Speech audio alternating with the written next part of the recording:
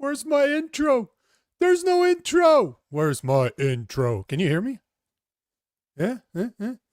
Man, that is great. I had a good intro for you guys and pow! It didn't work. But hey, we are live. My name's Nico Lagan and I'm too conservative for the conservatives. My co-host Rob Ambrose, not woke enough for the liberals, so we are the Political Orphans. Make sure to like this video, and as always, we want to hear from you, so leave us a comments, because this show is all about interacting with you guys. So here are the top stories of the day. 2 dead, 8 wounded in a shooting and fire at a Michigan church. The UK announces new mandatory digital IDs, and Bill Maher was speaking about the 100,000 Nigerian Christians that have been slain since 2009, yet no one in the media is speaking about it. Get your comments ready because the show starts now. What's going on, man? Yeah, those are all good stories. I saw the clip about Bill Maher, and I remember thinking, because the way he was talking about it was like, if you don't know this is going on, then you have been living under a rock. And I'm like, yeah, I don't know this is going on. I've been living under a rock. I guess I'm living under a rock, Bill. Yeah. But the way he was talking about it was like everybody knew. So yeah, I mean, I don't know. Maybe I'm just cold and callous and don't really give a shit, which is true. It is funny because I mean, Bill's point was, where's the protest for them, right? Where's the Free Palestine crowd? And so if it's not about the principles of genocide, because this is an actual genocide going on over there, then what is it even about? Yeah, it's I recorded a video. I didn't have time to edit it. I wanted to post it today, but I didn't have time to edit it earlier. But when you start looking at what's going on with Christianity around the world, this is why, like on the thumbnail, is literally Christianity and digital IDs. This is the name of the show, right? It's just insane what's going on with Christians around the world. And it's absolutely insane. So, digital IDs will be an interesting conversation because, I mean, I know for sure, like, as the conspiracy-minded one, I know exactly where you're going to go with it. For me, I don't have that instinctive, no, this is bad. Because when I first heard about it, I'm like, okay, IDs, we all need IDs. Makes sense to be digital. But now I've heard enough about it that I wouldn't say I'm swayed, but I'm certainly open to being persuaded for why this is a bad thing. So yeah, that'll be, I think, make for good content because, I'm try to persuade me the way you would try to persuade the audience, I guess. And I will pick holes at it where I see them. Dan says, hey, Nico, hey, Rob, what's up, brother? Hopefully you guys all had an excellent weekend. But yeah, I like these topics. I think there's a lot of meat on this bone, you might say. No doubt about it. And especially like you said, we talked about it on the mashup yesterday. This is something we spoke about. And oh yeah, how'd that go? And it's those conversations are awesome. They're just, you were there. I love them. I'd like to be there the next one for sure. Anytime I'm free, I'll be there basically. Yeah, just let me know in advance because we try not to book more than 6 people. Yeah, or else it's just six is as much, or else it's not manageable. Yeah. Plus every single one of the people that's being booked go on rants like you and I do. It's just rant central. But it's a different format than this show where we're trying to be informative, whereas that show is all about sound bites. But everyone on there makes content on the side, and they're all like it's just like a collection of ranters. You just put a bunch of ranters together. But yesterday was a good one, man. We nice. we started about it. We talked about Antifa, if it should be recognized as a terrorist organization. We spoke about the connection between Antifa and the Canadian hate network, because it is their as we talked about last week, the Canadian hate network, anti-hate network, is funded at about $1 million over the past 5 years by the federal government. The co-founder of by it you and is me. the special, one of the co-founders is the woman that represents. That's the special envoy for the federal government when it comes to Islamophobia. And there are ties that have been proven in court between the anti-hate network and Antifa, that they do their dirty work. And then I've seen some connections with the Muslim Brotherhood. So there's a bunch of connection through there. Mhm. So we talked about that, but then the conversation went on what can you do? Because we talked about obviously I had questions about Bill C9 if they were aware of Bill C9 and all that stuff, and we spoke about this, and I was saying this is the hill I want to die on, and Oh, they yeah. all agreed. Yep. We're all like, this cannot, every single one. It's like, I think that this is the issue. And you Yep. know what I came up with? Because I've been thinking about it for a long time. I think Yep. the way to do it is how I do it with you. I need to start reaching out to lefties that are, you know, the Wolf, Naomi Wolf. Yep. Yep. Like, she was a massive leftist until COVID, and then when she wasn't allowed to speak about COVID, she became a conservative because she's like, what? Why can I not talk about this? What the fuck's going on? So we kind of came up to the conclusion that we need to reach out to more people on the left that are more common sense lefties, because They're free out there. speech, We're out there. oh yeah, and free speech is the thing that will unite us all. I think we can all unite under Yeah. the banner. Outside of I the agree. woke, like, I'm not there to convince Yep. the woke, right? Sure. The woke But- loss, right? There's no point in convincing them. But if I'm able to get, because there was a video that was released of me debating a lesbian mother, Lesbian right? mother, yeah. And I don't watch those things. Like, I will not go on the YouTube and watch the comments. Like, I don't have to do that to myself. I know that they're Yeah, bad. I don't know like that. looking. I'm like, I don't like looking at myself. No, later on. that's not the problem. I'm talking about the comments. Because the Oh. video last time I checked had more than Really 500 to 1,000 comments already after Were you one getting day. support or were you getting dragged? Well, what's funny, my wife has looked. She watched the episode. I haven't watched it. I'm not a fan of watching those things because I'm always disappointed in the edits. But supposedly the guy he gave me credit. Pretty good job. But the owner, The the edits guy that runs everything. the show, Edits everything, Oh, right? because I can make everybody sound intelligent, like you, for Everybody. example, Yeah. and I can make everybody sound stupid, like most people do to others they don't like.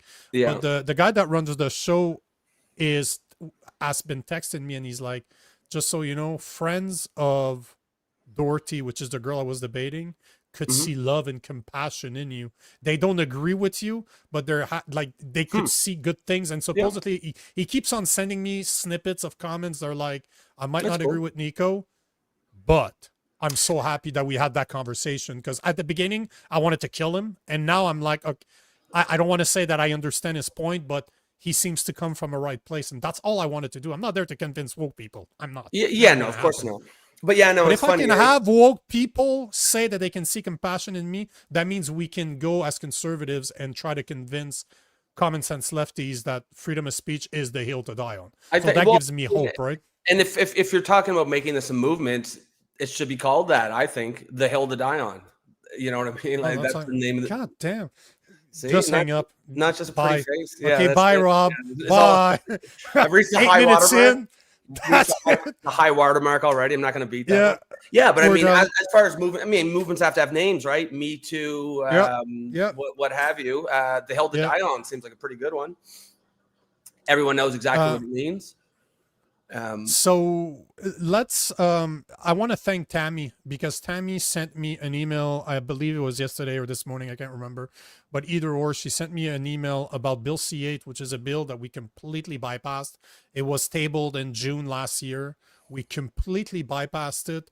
It's the Telecom Act, which is basically, they are regulating what telecommunication companies can do on the internet, and it's fucked up. It's fucked up. It's 104 pages long. I've been reading it. Like, I'm probably about 30-40 pages in. I'll finish it tomorrow, but it is fucking messed up. Somebody else sent that to me, because I might have found a researcher for the show, somebody that does work for some really big names out there. Really? So, eh? yeah, because you know what I'm trying, I had an idea over the weekend where, you know, I follow a lot of leftists in order to see what they're talking about, and the message is always congruent, right? You and I have had that conversation before, where they always seem to be talking about the same topics, thing. every single one of them, flavored to their own personality, but it's always the same But talking. what's interesting though is it's the same, but it's also the same buzzwords. You remember when the Yes. Yep. Trump picked JD Vance, and then within 5 minutes, every Yep. single leftist Yep. on TV was Yep. saying he's weird, isn't he? He's weird. Yep. He's really weird. Yep. So it's funny how like they must get all the same packets, right? Well, supposedly, I was talking on the show about that yesterday, and Jason is like, they do. It's called the trusted news. So supposedly that there's a group of people, like a clearinghouse or a back room, a back alley. Yeah. You know. So I don't know how they do it. They do it through emails. They do it through a group on Signal, WhatsApp or Telegram, whatever.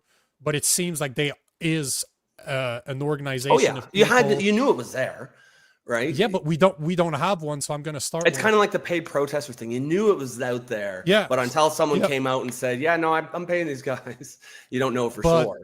But the point is that if this is the hill I'm gonna die on, if the content creators that were there yesterday, which we all have massive audiences, they all agree that that's what it is.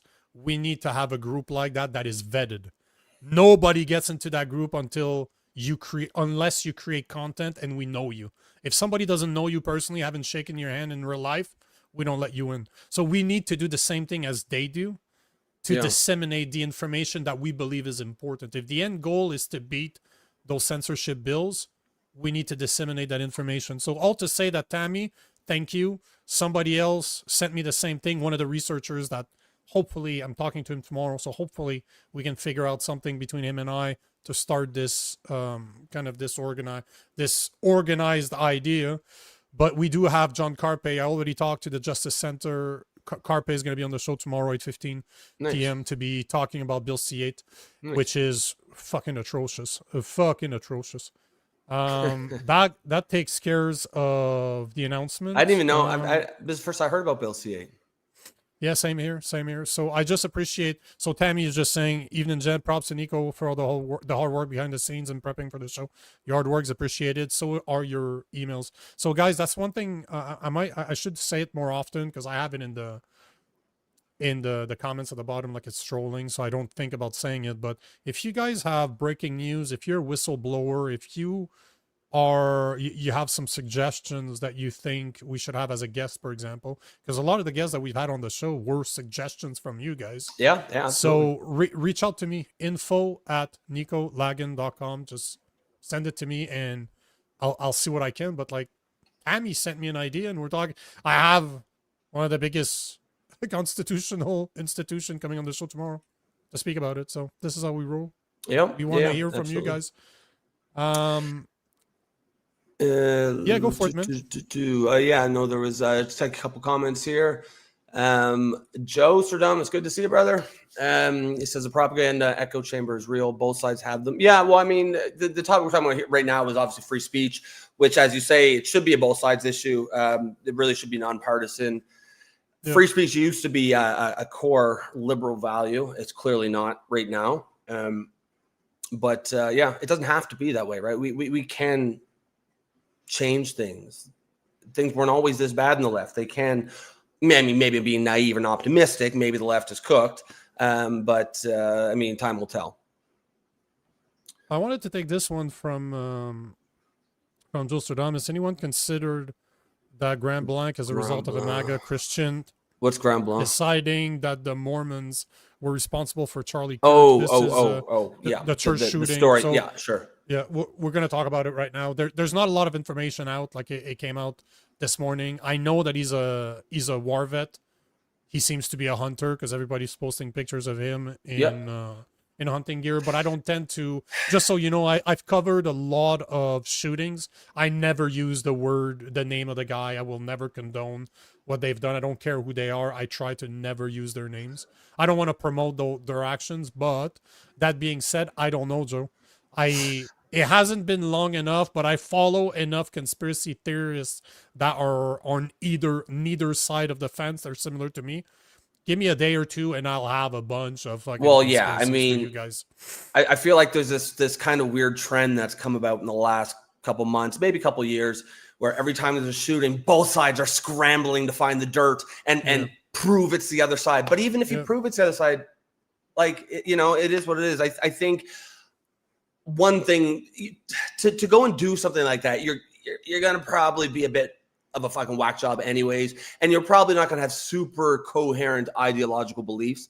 Now, I do think there's value in noticing trends, right? If we see a nonstop stream of trans shooters or left-wing shooting starts to become a thing, because we've seen 3 or 4 in the last month or 6 weeks that have been pretty clear leftists, and were pretty clearly motivated by propaganda, right? Of course. In my mind, it still could just be a few isolated incidents.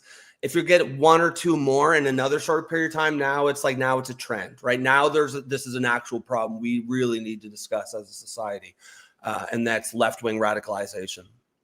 I don't even think that it's necessarily left-wing per se, but I would say that the trend over at least the past 10 to 20 years when it comes to shootings, they're all on some type of antidepressant drugs. Every single one of them. Yeah. There's not one of them. That's the trend to me. Now, the question is, are leftists or left-leaning individuals more prone to using those type of drugs? I would say yes. I don't know the numbers, but I would imagine that they are. So is that really what that's the trend that I'm seeing? I think it's the drugs. I think it's well established that left-leaning or liberal identified people have much higher rates of mental illness. Yeah, 100%. Yeah, yep. I think a lot of that almost is ideological. I think it's liberals have a worldview, tend to have a worldview. They have an external locus of control where they believe that things happen to them, and they don't have much control over it. Whereas conservatives, again, these are broad generalizations, but they broadly hold true, will have an internal locus of control. The general worldview is I can change things if I really put my mind to it, put work at it. And I feel like having a external locus of control puts you at a much higher risk of mental health issues, because you just feel whiplash by the world, the universe. You can't control anything. You're just a slave to it. And I don't, it's funny because I'm one of those exceptions. Obviously I'm more liberal beliefs, broadly speaking, but I do have more of a conservative worldview in that way. I do have an internal locus of control. I do believe we can change our lives and we can improve them. So I guess there's already an exception to the rule, but it does seem to broadly hold true. It's one of those, stereotypes are often stereotypes for a reason. Dan, MK Ultra could be. Yeah, it could be. It wouldn't surprise me. It's not like MK Ultra is a conspiracy theory. This has been proven. The documents have been released. That's doing it since I think the 60s or the 70s. And Canada played a massive role in MK Ultra. If you didn't know, the University of Montreal, it's either the University of Montreal or University of McGill, was part of I did know that. MK Ultra program. I think it was McGill. Through LSD, through LSD testing, they released LSD in public water to see how it would affect people. I've done LSD, man. Imagine on LSD you don't know. Yeah, that's the worst. It's one thing if you're okay, I took acid, that's why I feel like this. But imagine if you're just walking about your daily life and you start feeling that way. Oh, brother. No. A lot of those guys probably just... I've had a really bad trip. My last time I did LSD, I was probably 17, 18. I had massive, how was it? massive bad trip. I took 3 or 4 at once. I was they're not picking up. And one time they picked up. I was literally in my mother's basement. That's what everybody does. I don't like these are working at all. I don't like it. Yeah, no. No. You can always take more drugs, but you can't untake them. No. You have to go through it. Exactly. It's a good comment from Wise Guy here. I think the key to waking up the left is extreme pressure on the government to stop funding news and getting them out of education and returning that to the provinces. Yeah, I'm really starting to get aboard this. Government should not be funding any type of. I used to support CBC kind of for the same reasons we talked about, nostalgia, right? If you have a certain age, you have mostly positive memories of a childhood with CBC, right? Hockey Night in Canada, all the cartoons around Christmas time, right? Like the Frosty one, and but the harms are too obvious now. And I agree. I think Wise Guy says the key to waking up the left, and it's how what you had mentioned earlier, Nico. It's not the woke left. No one's trying to convince them. They're not convincible. But there's a large chunk of common sense liberals, and a lot of them are boomers. My parents are one where all they consume is mainstream media, and they're very intelligent, smart, common sense people. But if they just don't have a super accurate picture of the world right now, or at least their picture is very heavily biased because all they do is consume mainstream media. I mean, the biases in mainstream media have been well proven over the last couple of years. And, I think I read somewhere that the boomers are now the most radicalized demographic, which is wild when you think about it. But I don't think that's a coincidence that they're also the ones who primarily consume mainstream media. And they're the ones who are most ideological. And you can see it. Remember, we saw in the election when we brought up that chart where it said like 18 to 35, vote for Polyev, every demographic except the boomers. But the other thing, like the conservatives were the leaders in every demo, but it wasn't a huge gap. Like it was, the point was all the other demographics are pretty similar, but the boomers were like heavy, so heavy so like it's an echo chamber for that demographic right now. But it's more than that. They also haven't suffered from 10 years of liberal policy. They haven't felt it yet. They've been benefiting from them, right? Because they own 100%, homes. They've been building 100%. Equity. And people don't change until they feel it. There's no reasons for them to change. So if Carney were to put a real equity tax on your house compared to what's your mortgage and now they would have a very different. Well, that's why I kind of want him to be honest. For them to wake up. And I don't think he's dumb enough to do it, but it would sink him in a second. Because the boomers, because you're right, no one changed. And it's not even like, I know it gets frustrating because sometimes we're like, why do they keep voting? Do they not see what's happening? And it's like, yeah, they see what's happening, but it's actually helping them. It's not that they're confused. They're liking what's going on. Because if you bought a home anytime in the last 25 years, it doesn't matter what else happened in your life, you are sitting pretty. So God damn, Joe Stradamus is on.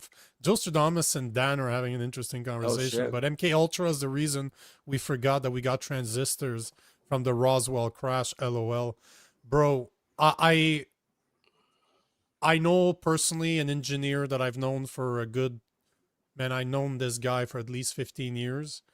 He's told me some stories of him working on special projects. He will never admit to that. If you can ask him, he will never admit that he told me that. And I promise I would never, because he doesn't want to lose his reputation.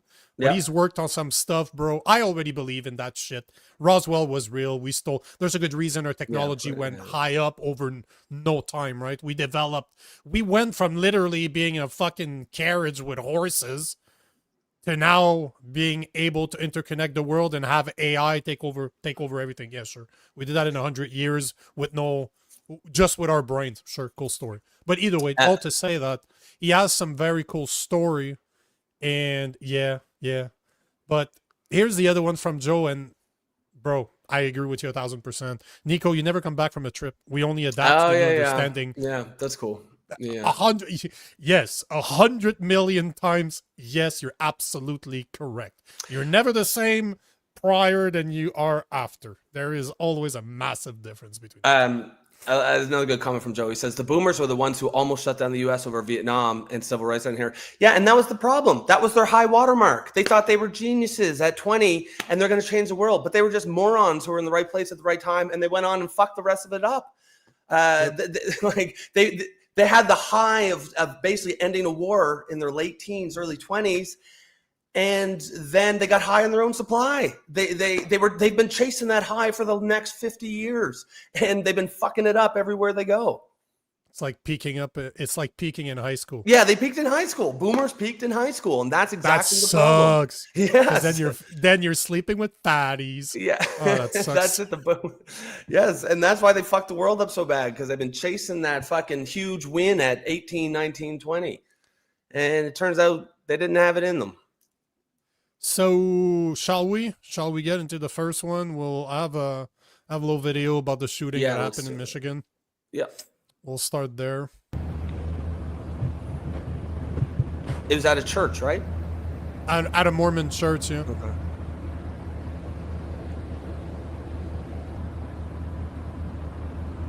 The guy literally drove his truck. What we know right now is that a 40-year-old suspect from Burton, he's a male. He drove his vehicle through the front doors of the church. He then exited his vehicle, firing several rounds at individuals within the church. 10 gunshot victims Churches are going to start arming have themselves been transported soon, right? to local hospitals at this time, including one who has been deceased. Officers who were trained immediately responded to the area. One was a DNR officer, and then one was a Grand Blanc Township officer, where they met the suspect and they engaged in gunfire with that particular individual, neutralizing that suspect, and that suspect is no longer with us. As I said, it is a 40-year-old male from Burton. One deceased. The suspect is deceased as well. There's actually And two. then multiple victims are in critical Unfortunately, condition. there's 2 victims. We do believe that outside of the we shooter. will find some additional victims once we find the area where the fire was. Because he burned down the church. He shot 10 people, An assault lit the rifle. church on fire. During all this incident as well, there was a fire that occurred, and we believe that was deliberately set Oh, yeah. by the suspect. We do believe that we will find additional victims once we have that scene secure. That fire was just extinguished by the Grand Blanc Township Fire Department within the past hour. We're going to do search warrants on the suspect's residence. We're going to find out if there was a motive. We're going to go through cell phone records, things like that. It's got this monotone We had voice. the FBI, you know, they're devoting 100 agents to this area because, as you can imagine, there's a lot of witnesses that were within the church, and that is a lot of witness information, statements that we have to obtain. So that's about the information that's out there. They have the name of the guy. The guy, to answer Wise Guy's question, he's an American. He's a white guy.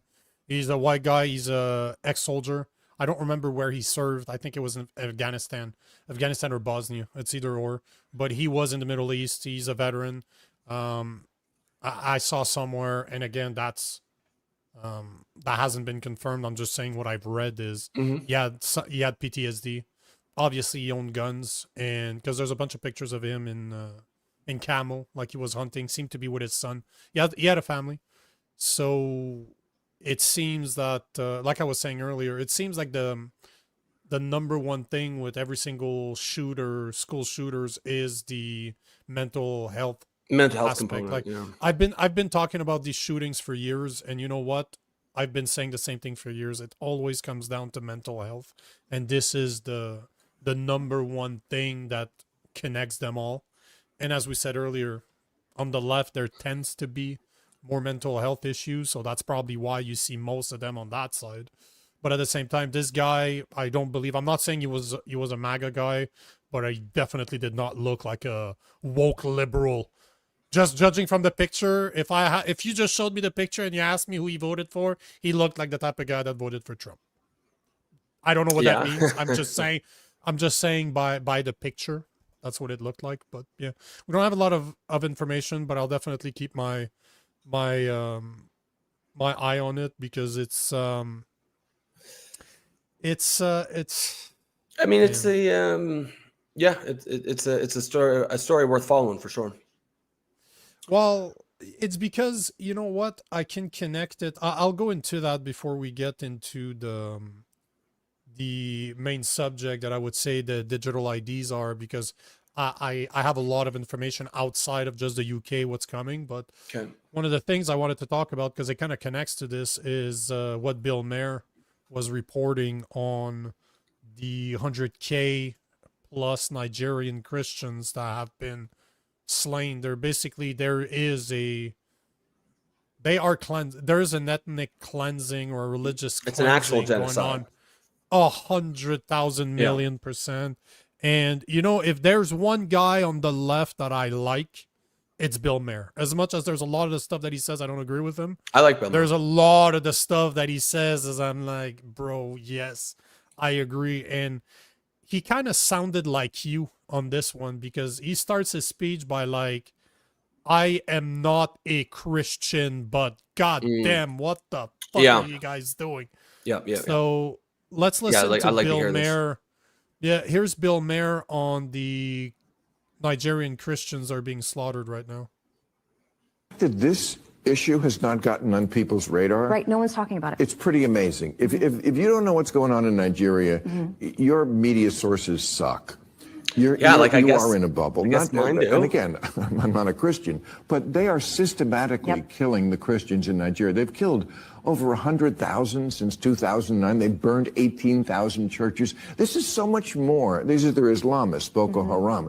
This is so much more of a genocide attempt than what is going on in Gaza. They are literally attempting to wipe out the Christian population of an entire country. Where are the kids protesting this? Because they see Christianity as Hold on. We'll talk about it. Hold on. But what he says at the end, It's Africa. That's why no one's talking about it, and they should be. You can't read about it in mainstream media. It's sad. So thank you for bringing Well, because the Jews aren't involved. That's why. It's the Christians and the Muslims. The what? the Jews are not involved. Oh shit! He's Jewish. He's Jewish. But that's what he's saying, right? He's like, I guess if you're Jewish, you can say it. But all he's saying is because the Jews are not involved, it's only the Muslim and Christians who gives a fuck. That's basically what he's saying. Because be on the side of the Jews or be against the Jews. They control the information right now, right? As in, not they control it like, whoa, that's not what I'm saying. What? But I probably have a bunch of people in the comment section that would say that that's the case. But what I meant to say is that it's always about them. No matter if you like them or you hate them, it always seems to be around them. Seems to kind of always be there, right? Not saying anything, not saying... But what Bill Maher is saying is they're always, somehow their name is always getting dropped in the conversation.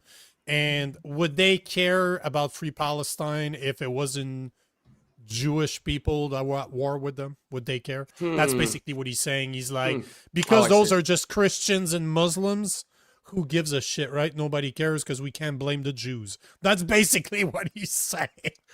Yeah. I mean, I think it's more just, I'm sure it's part of that. I also think it's just the left would never care about anyone killing Christians. Like the left fundamentally hates itself. Not the left, but the woke left fundamentally hates itself. It's a ideology of self-hate. And so that's why it hates white people. That's why it hates, it hates anything that's perceived as the norm, right? That's why it hates straight white men, right? That's the norm. Christianity in the West is the norm, and they hate all of those things. Here's another video I saw that is that's quite fucking interesting.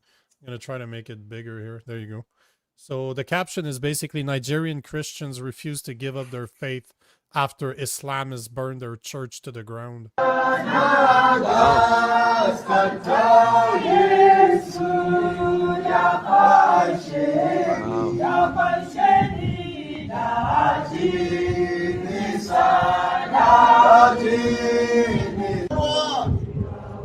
We praise your name, Jesus, to protect us, to guide us, Lord, to see us through, to fight for us, to give us hope in the name of Jesus. So there you have it. It's I gotta say, I wasn't following the story. I was probably not giving the story the credit that it deserves, but I will from now on, because this is absolutely freaking insane what is happening in Nigeria, and the fact that mainstream media is not reporting on this is even more insane, if you ask me. So there's no doubt in my mind that I will continue talking about this, especially that it seems that wherever you look right now in the world, it's okay to go against Christians. So you have that in Nigeria. You have China. I don't know if you saw that, but a few days ago, China's cracking down on online preachers. So it's no longer legal for you to preach online. What? They're banning. They're outlawing everything that has to do with online preaching, so you can't preach online anymore. Because I don't know if you know this, but who China, said this? The Chinese government. In China. Oh, okay. Yeah.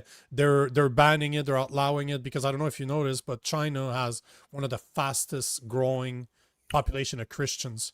There's a massive amount of people turning to Christianity in China, and some of the churches that I've been have sent people in those countries to go preach underground. Like those guys, the people, they don't show you their identity. They're just like those, we're sending that guy and that guy. They have fake names.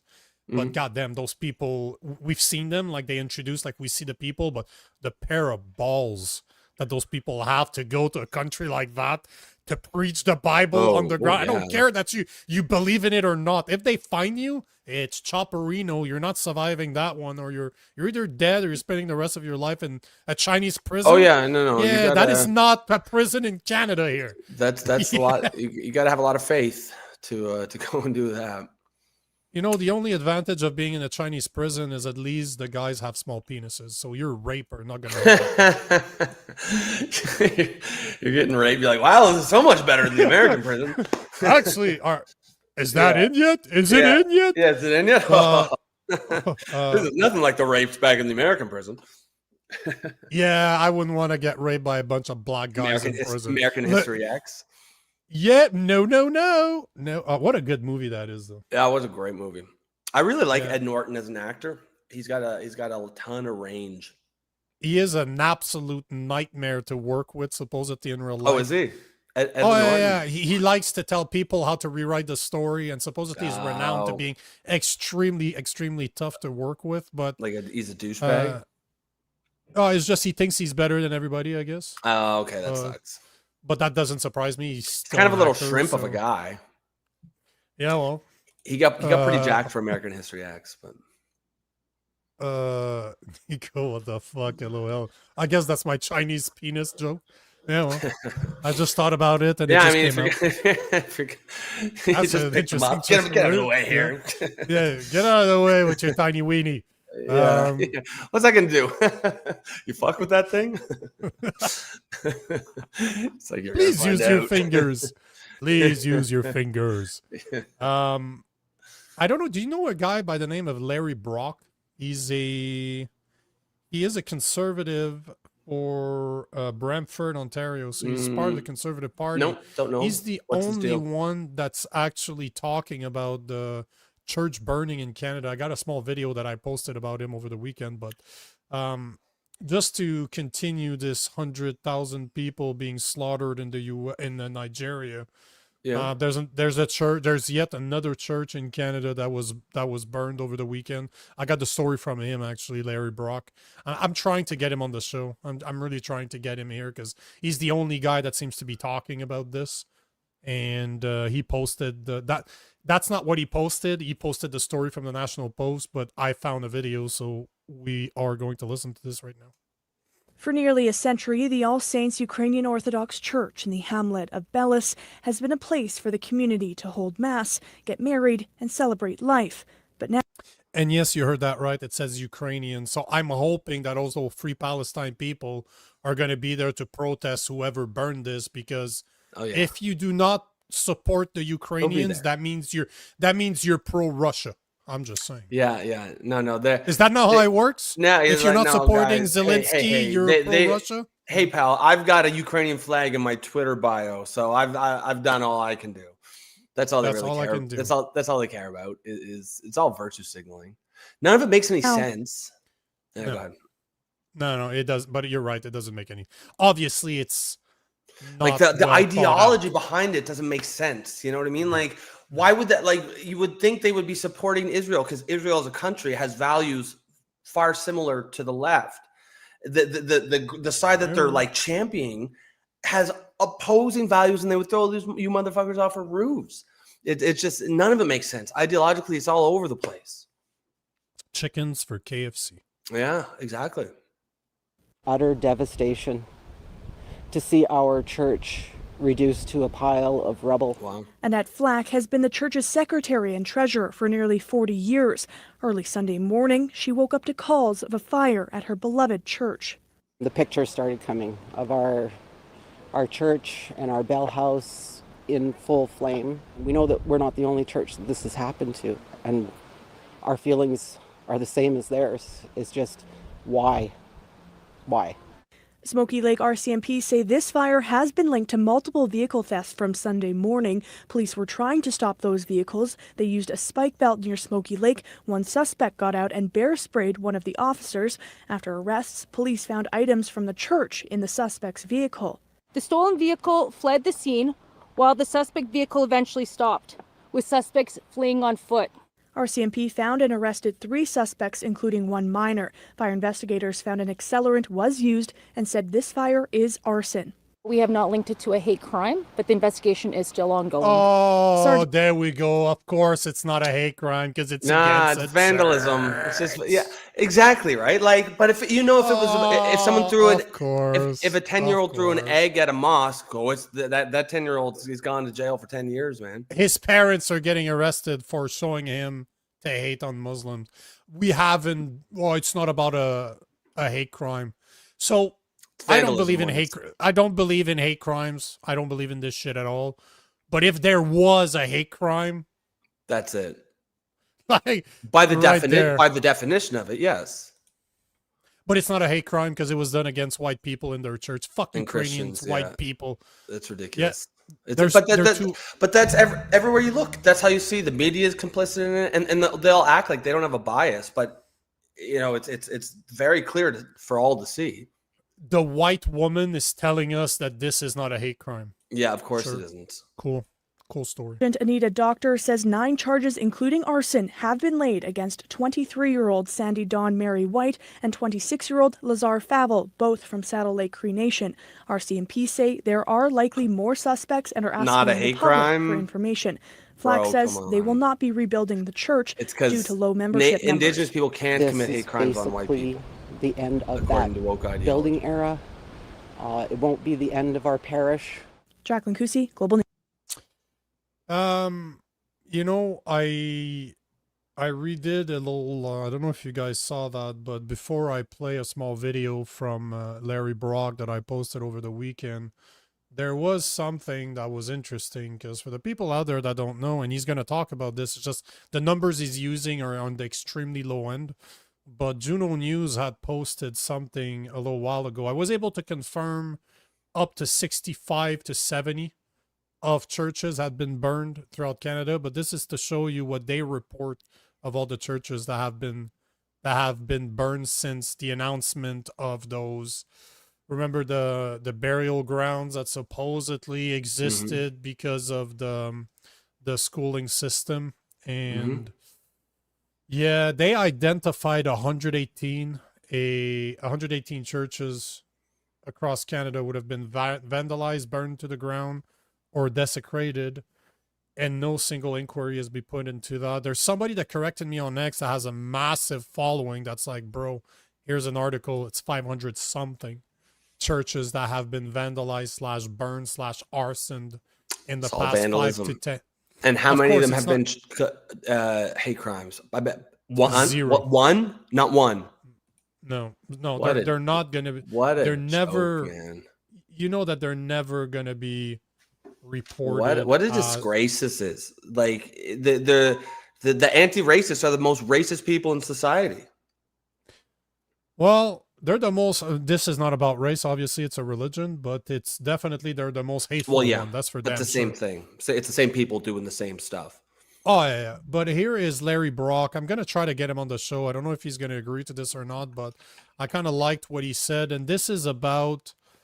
Was comments made about. Remember when Bill C9 was put in play? Was tabled the bill about hate crimes.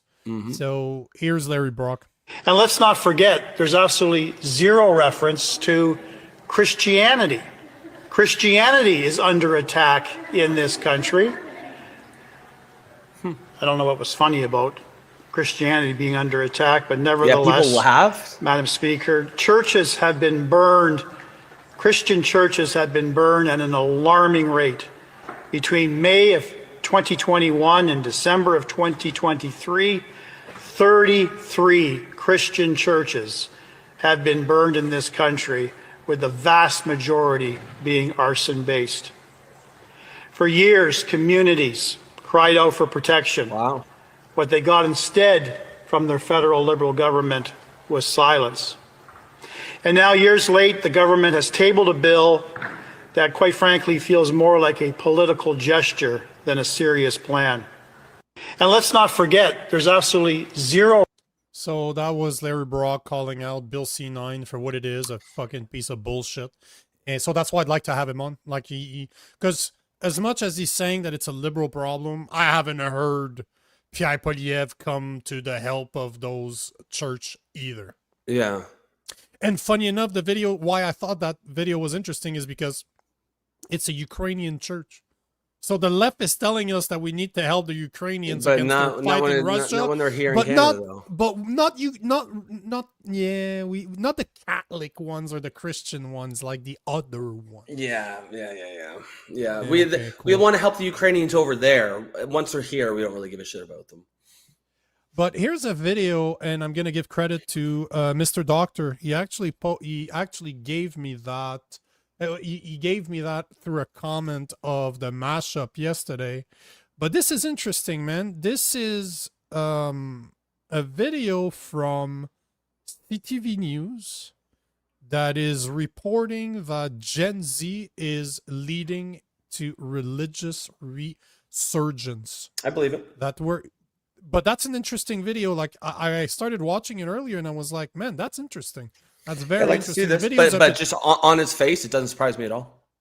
No, but again, we talked. What did we say earlier? Or actually, you mentioned it, that the 16 to 24 right now, both in the U.S. and in Canada, has the highest rate of conservative. So it's not surprising. What's one of the main part of being a conservative is normally Religion. you're a Christian. Religious belief, in North America is Christian. Throughout the world is religion, absolutely. But here, we'll listen until it's not interesting anymore because the video is like 6 minutes long. But the beginning, at least, was cool. Was very, very cool. The quiet revival is underway. From online Christian influencers to an increased belief in God, religious leaders say Gen Z or Gen Z is reversing a trend of religious decline that's been seen across the West for decades. So it got us wondering, what is driving this hunger for faith? Our producer, Lauren Toffin, takes a closer look at what's happening here in Canada. St. Paul's on Bloor Street, located in the heart of downtown Toronto, is undergoing a transformation. When we reopened from COVID, I would say it was our fastest growing demographic. Like, it was kind of instantaneous. We opened the doors the first few Sundays, and I would say the single it's biggest a long-term trend with deep roots. I think fundamentally, like, there's lots of reasons, but I think fundamentally it's people don't have a sense of meaning anymore. They don't have a sense of purpose. And I'm actually, if you're a regular watcher of the show, you know I'm an atheist, but I still, and I didn't even realize this until probably the last couple of years. It took me a while, but I even though I don't necessarily believe that it's the literal truth, the Christianity or any of the religions, I see the value that it gives in society and in people. It fills a need for meaning and purpose. And I think when society secularized, starting in the 60s, the teenagers and the young people then, they were the first ones without that sense of meaning and purpose because their parents had religion when they were their age. And they glommed on to left-wing ideas. And it's become what we now call wokeism. And we've often recognized on this show the similarities between woke and woke seems to be a religious belief for many on the left. And I believe it's because a lot of these far left radical ideologies that all coalesced into what we now call woke started as that generation's search for meaning and purpose. And they didn't find it. And now their kids and grandkids, they have that same lost meaning and purpose, but now they have their parents as examples. Okay, this left-wing bullshit did not work for them. I don't have any meaning and purpose. So why don't I go back to what worked for our grandparents and whatnot? And I think that's the trend that's going on. And, it's interesting you say that because that's basically exactly what they're going to show. So.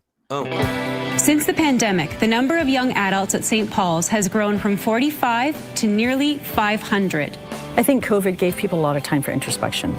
And I think Gen Z is looking around and they're realizing how anxious, lonely, isolated, and fearful they are about the future. And that secularism, its promises of progress and freedom, just simply have not delivered. 21-year-old Bianca Quilliam was among those in her demographic to join St. Paul's after the pandemic. She says the sense of community was a major draw. I think a lot of young people feel isolated where they're at their lives, and COVID was a huge proponent in that, but also social media. I think it's a huge imagined community. Like, you feel like you have lots of friends and you feel like you have this huge community, but it's not real. The increase of young people at St. Paul's reflects a trend that's been seen across the West over the last few years. A recent study in the UK found the number of young adults ages 18 to 24 who believe in God grew from 21% in 2021 to 45% in January of this year. We are seeing slightly higher rates of religious service attendance, for example, amongst younger age groups. So, for example, in Canada, that 15 to 24-year-old age group, there's about a fifth of them who are attending religious services at least once a month. In 2024, Canadians ages 18 to 34 attended monthly religious services more than any other generation. But religion is coming back because people are realizing, I want an anchor for my life. I want a community that will reflect back to me who I am and love me for who I am. So the video goes on for 6 minutes. I don't think we need to listen to the whole thing, but it's just, I found it interesting to have, because this does not surprise me in the slightest. I could have told you that. What I find interesting is that CTV News made a piece about it. That's what I find interesting. Yeah. Because CTV News is woke as shit. This ain't a conservative broadcast station. It ain't. This is a very liberal, but even them are had to talk about it because they're seeing the trend. So I just found it interesting. So thank you for Mr. Doctor for sending me this, or that was cool. suggesting it. Of course, there's Joe Stradamus, like you. Every time we talk about religion, he's gonna rip into it. Tammy is saying, isn't it crazy how many liberal bills are overlapping their purpose to basically remove free speech and getting a basic right? Or is my tinfoil hat on too tight? No, absolutely not. Like right now, I can tell you we have Bill C2, Bill C5, Bill C9, Bill C8, and Bill C63 that are the new Bill C63 are going to come in. And I'm telling you right now that I'm going to be working my ass off to... I take a lot of notes and I keep everything. There's a guy that talked to me about a program called Obsidian. I did not know what that is, but supposedly that it specializes in you put information and it will link the references and what's common together. Supposedly and it's free. It's free, costs nothing, but the program, I'm going to test it out tomorrow because I keep all the notes of all the shows I've ever done. Like the 168 shows, this is 168 today. Yep. I have all my notes of every single thing I covered. So do you actually? 100, bro. I have emails from 20 years ago when I first opened my Gmail account. When it was by invitation, you had to be invited by somebody that had a Gmail account. That was a Gmail that's account. How long. Well, I joined Facebook when you had to be a university student. You could only sign up through your university. All to say, Tammy, you're not crazy because. I was just thinking about that today. There's a lot of, if you read the bills, there's a lot of things that are spread across multiple bills so that it's not just under one. Like, let's say the one I'm reading right now is Bill C8. It's about telecommunication services. This is going to wrap perfectly with Bill C63 because Bill C63 is going to be against the individuals, not the telecommunication companies, because this right now is about the telecommunication companies and also some of the individuals in Bill C8. Then you start looking at Bill C2. It's about what can you, like, remember, you can't have transaction over $10,000 cash anymore. Mm-hmm. You can no longer Post Canada Post can open your mail then without a warrant. Then you were able to get your house searched because you might be exporting something to the US. Then you look at Bill C9, which has a definition of hate that is more than disdain. And then you know that Bill C63 is going to be using that same definition and doing what the UK is doing, going after people that are hateful online. All of those bills, you're absolutely right, Tammy. I was thinking about this today. Everything, it seems like they took everything they wanted to pass and they're passing it on different bills, or else it would be too obvious if you put it just in one. people would know what you're trying to do. So they have to spread them out, sell them as different piece of legislature, doing different thing, yet the goal is the same. Censor you and me. Plain and simple. Yeah. I mean, that all you gotta do is open your eyes and you can see it. Yep. Joe's saying a lack of education drives an increase in faith. That is so inaccurate, brother. That is so absolutely inaccurate, considering that most of the scientists in the world have faith. So you're basically saying that some of the smartest people on the planet lack education, yet we trust them to do research. Plus, you know, the thing you should worry the most about, and that's what I found the most amazing about religion, especially Christianity, and especially there was a research done here in Canada since the 1970s, since Canada separated from the church, especially in Quebec. Like, it's Alberta's not the same. Like, they have more Christian values in Alberta, but in Quebec we did a separation of state and religion in around the 60s and the 70s. And one of the things that the research was showing, and that was from, if I remember correctly, it was Radio-Canada, which belongs to CBC. They were showing that the more people are become secular, the more serving others, the more charities are the less money they're getting. So the more Christian you have in your society, the more charities have money and people to help. So that's the side I like about Christianity, is the fact that it's not about me. I was a Buddhist for 12 years, and that led me to Christianity, because Buddhism is about me, is about me reaching enlightenment. How can I make myself better? Christianity is about serving others. I don't understand. I understand how people cannot believe what I believe, and they don't believe that Christ was God and he died for my sins. You know what? Awesome. I get it. I fully understand it. But tell me, take 9 out of 10 of the 10 commandments, right? Remove the one that you shall not covet any other God than me. Remove that one. Yeah. Tell me that the 9 others. Society. My point exactly. And that's the principles I live my life on.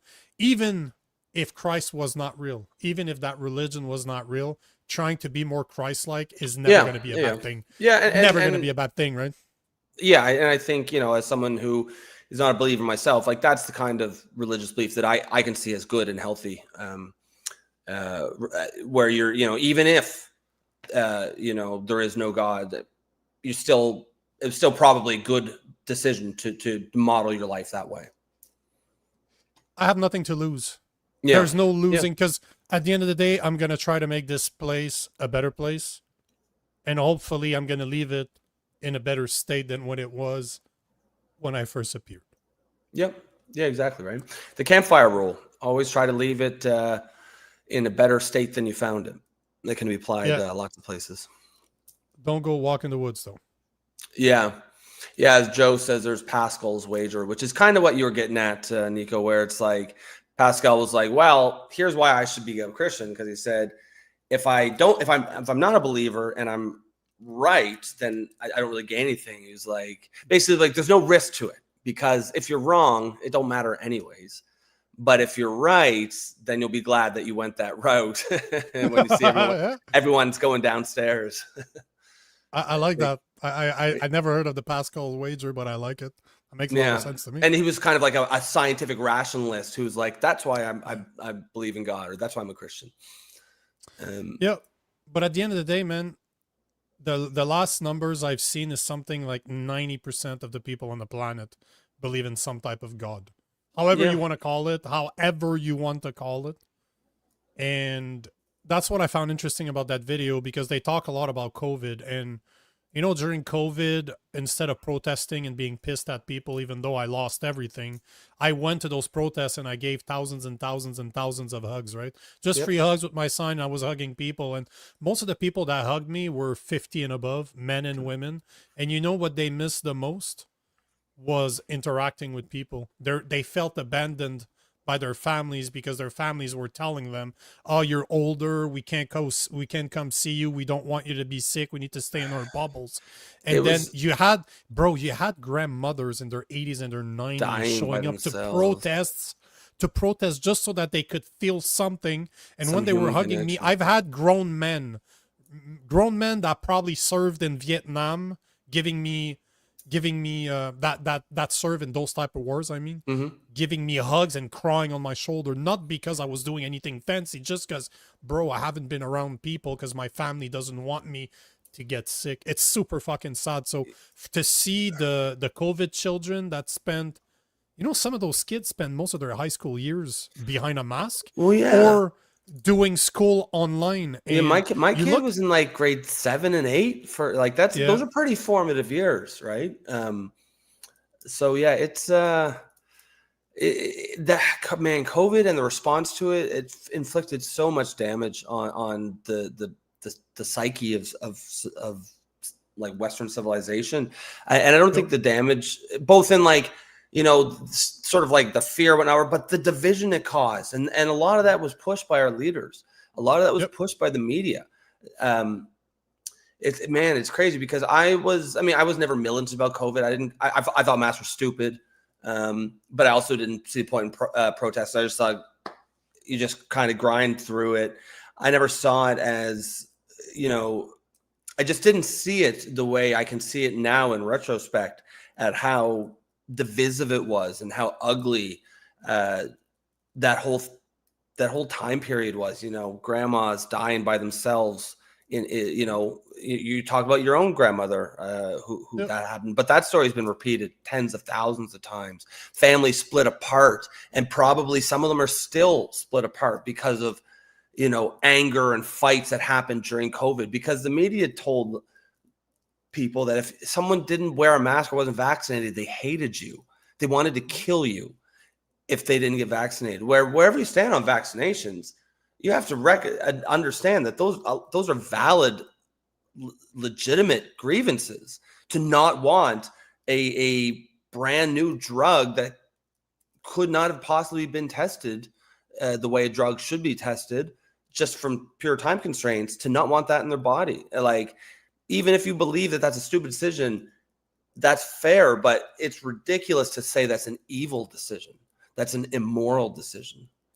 And then that's what the media did, and it caused so much damage.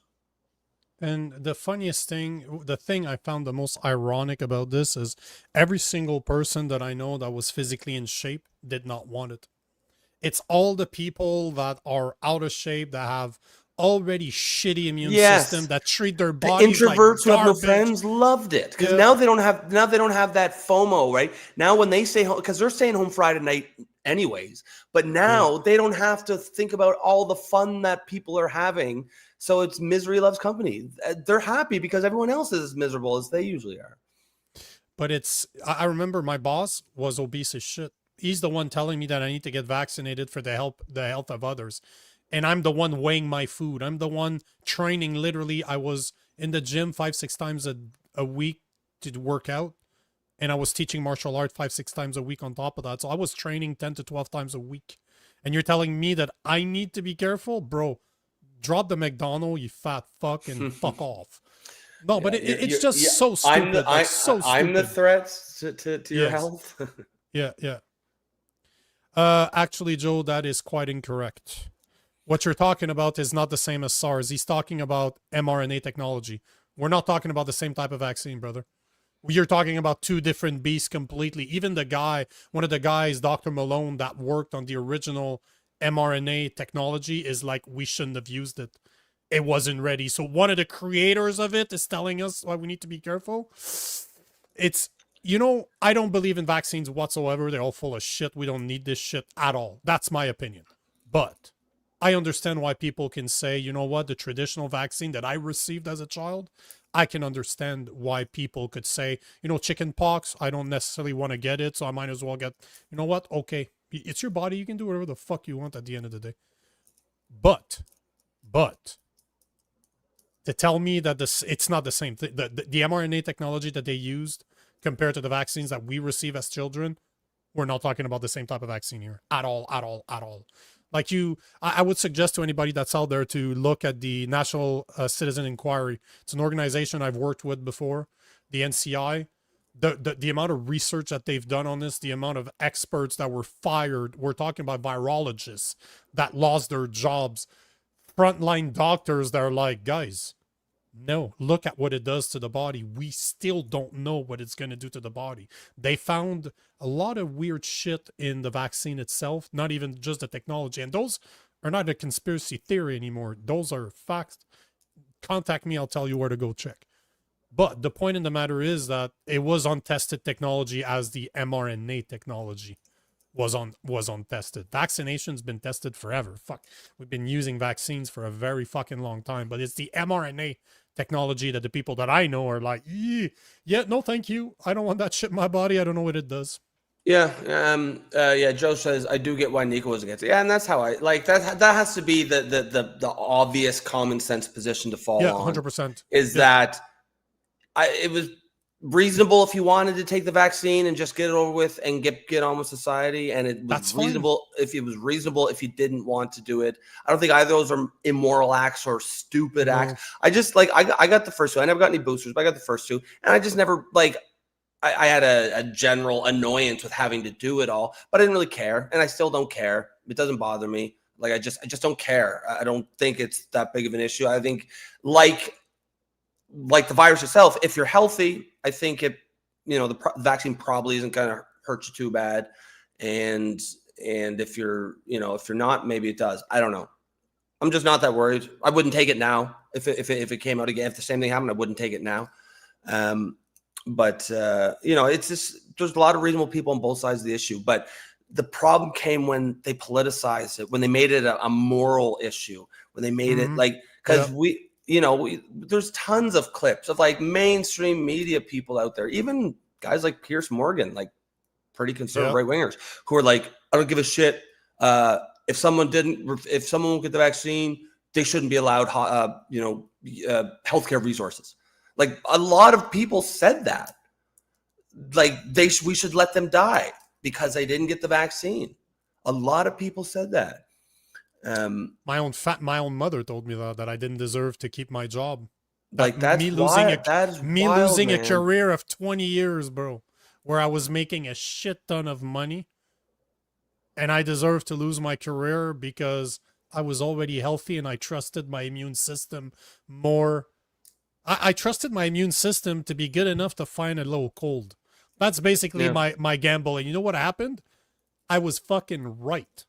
99.9, it's what, 99.5% of the people that actually died from COVID had multiple comorbidities. Multiple comorbidities, 2 or 3 and above. That ain't me, bro. That's not me. I'm not the one that's at risk. Now, older people in their 60s, 70s, 80s, maybe. They needed it. Maybe. Again, personal choice. But the fact that you're vaccinated and I'm not is not going to kill you. That's the part that that made zero sense to me. Bro, you're protected, right? You believe in that so much that it's going to protect you? What the fuck am I going to do to you? If you're protected, what the fuck do you care about me? Yeah. You're protected, right? You're protected, exactly. And you can't catch it anymore now, right? Right? So what the fuck does it matter? Mm-hmm. That's the idiocy. That's how idiotic it was. But bro, that whole thing was such a test, and the people fucking failed. 91% of Canadians failed that test. Like so that's right. I don't think it was this giant planned thing. I think everyone was scrambling around, and we just have a fucking bunch of idiots making decisions. They just make stupid decisions. I don't think there was a cabal planning this stuff, making these decisions. You don't want to know what I think. No, I know what you think. And it's not even. I'm not even opposed to that idea. I recognize its possibility. It's just I've never seen any evidence of it. And so the fact that the fact that the American government subsidized Wuhan research in SARS-2 technology does not ring a. No. We got a bit of a problem here. I have no doubt the American government's going to fund viruses and even ones that might be designed to in kill the same people. lab that I don't think that there's a big difference between that and then releasing those viruses on purpose to the general public. There's a huge difference between those two things. So it was proven that it was a leak lab, right? I think we can all agree with this. That it could be a rogue scientist probably, but not like CDC had research in UHAB lab on SARS-2. They funded research in that same place. The CDC did in the US. It's not an accident, bro. It ain't an accident. No. We're talking about two different things. I have no doubt that governments are funding these things, but there's a difference in funding these things, which is illegal and bad enough, and intentionally releasing them into the public. Like, those are two massively different things. Sure they are. But to me, it's the exact same. That one went with the other. That's the difference between you, myself, and Jeff Evely. Well, no, it'd be Jeff like the Evely difference. and you guys don't believe that there's people at the top. You believe people are generally No, but what incompetent. you're saying is the equivalent of someone saying that the Soviet government intentionally caused the Chernobyl disaster. When you don't need to go there, you can just say they were idiots and it was an accident. Like the leak itself might not have been. The leak itself might not have been an accident. It might not have been an accident. Matters. But the intention matters. A rogue scientist who's just crazy and releases it is not the same as a government planning this or some powerful cabal planning this to try to kill a bunch of people. If you look, the vaccine was developed prior to the release of COVID. Just so you know. No. But like those are all, you could say those are evidence of your argument, but there also could be evidence of like, it's not proof. It's like if you wake up in the morning and there's your sidewalk is wet. That's evidence that that's evidence. Let me finish. Okay, it's fine, but I'm still going to say what I say. If when the pavement is wet, that's evidence that it rained, but it's not proof that it rained. Maybe your neighbor turned his sprinkler on. So like you can't that's just exactly take my point. You can't take evidence of something and say, this is what I believe. But you're making my point. You're literally making my point. The difference between you and I is the fact that you don't believe that there's a cabal controlling this. You believe that people are just, they're not competent I don't believe enough. that. I can't believe it without real proof. Like, you can't believe anything. You can't believe anything without real proof. But you'll never get the real proof. That's the problem. Sure, okay. And some people, but if you can, but you can connect the dots between. It's not. I don't believe in coincidences. I believe that people are. They do happen all the time. Like coincidences do happen in the world, right? If you believe, I don't believe in coincidences at all. At all, zero. Oh. I think everything happens for a reason. But the point I'm trying to make is that if you believe, like Jeff Evely, for example, that's a conversation I've had with him multiple times. He doesn't think that there is a cabal. He doesn't think that people are competent enough to organize world events like this. I had a buddy of mine that's the same. That's how I feel. He just thinks that I know people would want to do this. Oh no, but this is the difference. I don't underestimate the people that worries me. On the contrary, I think they're extremely smart. Like a guy like Mark Carney is the perfect example. A lot of people underestimate that guy saying he's a fucking idiot. He ain't a fucking idiot. That's a problem. I wish he was a fucking idiot, but that guy ain't an idiot. He's actually pretty fucking smart and he knows exactly what he's doing. Everything that's happening in Canada is not a coincidence. He's not stupid. As much as I would love him to be as stupid as Trudeau, unfortunately, I read his book and god damn it, that guy's smart. He ain't fucking stupid. So that's the difference, right? I've been in this world for 30 years now. Yeah. And I saw it coming as soon as they started talking about it. I'm like, okay, called two friends of mine, a doctor and a nurse. What's going on with COVID? Nothing. We've been seeing it for 3-4 months already. It's something we're going to have to live with. We'll have to figure out a way to live with it. Then and there, I'm like, okay, cool. It's all bullshit. I'll never believe anything the media says on it. That was March 2020. Literally when they first started talking about it. And that's where I made my decision that it was all bullshit. And turned out I was right. It was all fucking bullshit. It was all propaganda from the get-go. But the point is that I believe that's the difference. Is do you believe that there's a cabal or not? If you don't believe that there's a cabal, you don't think that there might be. There might be. I just haven't seen enough evidence to convince me that there is. And I'm that's not opposed fine. to the idea. But again, think about the abortion subject between you and I. What's the difference? Where life begins. Yeah. Right. Yeah. It's the same thing as this. If you believe that there is, if you believe there's a cabal, then you're gonna think like me. If you don't believe that there's a cabal, you're gonna be. It leaked, and then the pharmas are like, fuck you, we're taking advantage of it, and we're going to push our vaccines on every country out there. That's right. Yeah. If you start from that fundamental, whichever your fundamental belief is, both mine and yours are going to be downstream of those naturally. Yeah. Which 100%. Makes sense. At the end of the day, big pharma's full of shit, and they took yeah, we can agree on that. The best case scenario is that big pharma took advantage of a really bad situation. I believe that they intended it. They intended to do it. But the best case scenario is that they took advantage of a bad situation to push garbage to us. That's the best case scenario. That's still pretty fucking bad. Yeah, it's pretty bad. This is from Mr. Doctor. It's probably a good segue. He says, "What do you make of Carney saying he's against digital ID?" I have that. That's not what he said. That's not true. I was gonna say, did he? Because I didn't know about this. No, I have a video. He's open to it, or he didn't close the door, right? He's basically saying, "Oh, we have different type of IDs here. They need something like that in the UK, but not here. Not here." The reason why Mark Carney said this, I can tell you exactly why, is because in the UK, they already have the censorship bills. They can already censor people if they start talking against the digital ID. In Canada, he can't yet. I guarantee you that if Bill C2, C5, C8, C9, and Bill C63 passes, his tune is going to change the day of, because now you can't criticize him, bitch. So that's what he's waiting for. That's the big difference. He's like, I've slid digital ID down to 0. I haven't gotten rid of it. But just so you guys know, Canada's been working on a digital ID since about 2021. A world digital ID that was based on the COVID vaccination.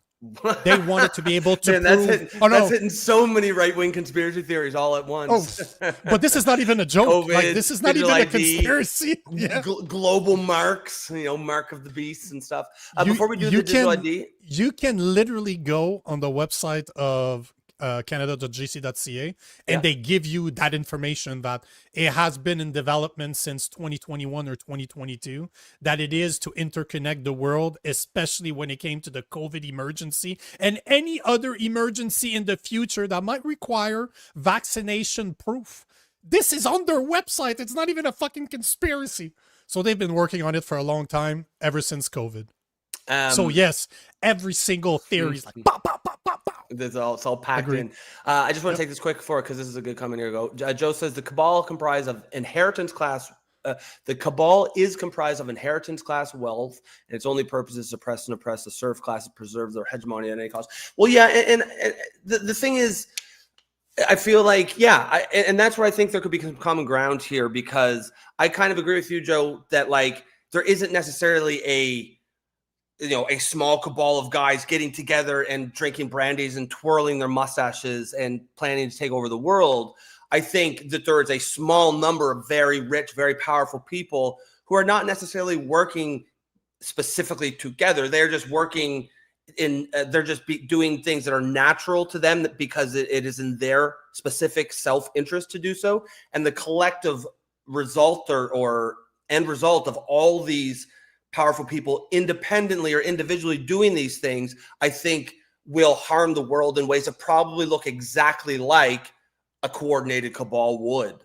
Is kind of how I kind of see it. So just so you guys know, I'm not going to go through the whole website because it's lengthy, but you can go check this right here under this is the government of Canada digital ID. And this is from November 4th, 2021. So they've been working on it for a long time. And just to show you, it is Canadian access digital services across all aspects of their lives. The COVID-19 pandemic has highlighted the need to provide Canadians with immediate access to secure government service online. That's 4 years ago, just so you know. So this has been in the works for a long time. I've seen some evidence from I believe, is it even in this article? It might not be this one, but they were talking about how they're trying to integrate it with the UK, with France and Australia. So it's not a coincidence. Again, all the countries that are going to start pushing digital ID all have censorship bills. And it's all the same people that went through massive migration. Because as you'll see in the video, that's what Starmer is pushing, right? We need to identify who the real... Bro, you've opened your borders for fucking 5-10 years now on purpose to push the digital ID. And yeah, don't give me this shit. And you know the same thing's gonna happen here. Oh, guys, you're worried about voting, right? We need to have proof that Canadians are really Canadians to vote, right? Digital ID is the way to go. I'm telling you, this is how they're gonna sell this shit. Yeah. In the Telecommunication Act that I started to read, they refer to the Election Canada Act. And that's a question I have for Carpe tomorrow. I'm like, what the fuck does telecommunication has to do with an election act? Like, what are we talking about? Like, they're very clever. They interconnect bills without really saying. They don't specify. They say, go to article this and this, end of the paragraph, section H, we're going to change that word for that word. It's so much work because you need to find the documents. You need to find, hey, you'll see. It's, they're not stupid. Really, eh? Interesting. Interesting. No, not really. It's scary as shit. I don't find it interesting at all. Well, so what's like, okay, so let's say you're talking to just some normie and he's like, well, what's the big idea? What's the big deal? It's just digital ID. Like, what do you think the argument is that this is bad? What can the government do with it? I have the end result because it's going on in Vietnam and Thailand right now, but I have a few videos I want to show first. Like, I have what Starmer is saying out of the UK. Then I have a couple of videos of people actually go into detail as to what this means, and then I can show you the end result, as in what happens if you don't want it. I even have some videos of Mark Scarney talking about it. So this is the last really good subject I wanted to cover. I have a bunch more in case we have the time. I don't think we will, but I think it's worth exploring that one. I think this is one I would like to. There's a guy, man, in the UK, Tom something. I can't remember what his name is, but I started following him. He started following me, and really good audience on Instagram. The dude is solid, but that's all he's been talking about is the digital ID. He's like a Billboard Chris. He did a lot of the trans agenda, but as soon as they started talking about digital ID, he dropped all that shit and he's like, this is wrong. You guys can't have that. And I think he's the one that started a petition, and they have more than 1 million people that signed it already. One day, 1 million people. Yeah. People are pushing back to digital IDs because I think they understand what it means. I think it's been in the news enough that people have already an idea of the problematics that's attached to it. But let's start with the Prime Minister of UK Prime Minister as to why the fuck we need a digital ID. You will all have issues in your own countries, but in Britain, it's illegal migration. And I suspect that may be the same in a number of other countries. Of course it is. For too many years, it's been too easy for people to come here, slip into the shadow economy, and remain here illegally. You opened the door, you twat. Frankly, we've been squeamish about saying things that are clearly true. It's like trans not women just or that women? It's not compassionate left-wing politics. He said last week that it needs to be a crime to be Islamophobic. And now you're trying to tell me that the mass immigration that you let in is the problem? Bitch, please. You fucking created the problem so that you could push your digital IDs. That is a problem that they invented in order to offer the solution. To rely on labour that exploits foreign workers and undercuts fair wages. But the simple fact that every nation needs to have control over its borders. We do need to know who is in our country. Our immigration system does need to be fair. No one claps. If we want to maintain that binding contract It's all that our bullshit. politics is built on. Otherwise, it undermines trust, undermines people's faith that we're on their side, and their belief that the state can and will work for them. And that is why today... Bro, that's long gone in the UK. Nobody believes you anymore, bro. Like, nobody believes the government likes them. They're not doing anything to save you. That lie has been exposed a long time ago. I like how he's actually thinking that people still trust this guy and don't blame him for the open border policies that's destroyed the UK. They blame you, bro. They know. Like, how long is it going to take for Tommy Robinson to jump on that one and have an even bigger protest than they had a few weeks ago in the UK? Like, the next one could be 20 million people, because now you're talking about something that touches every single person in the UK.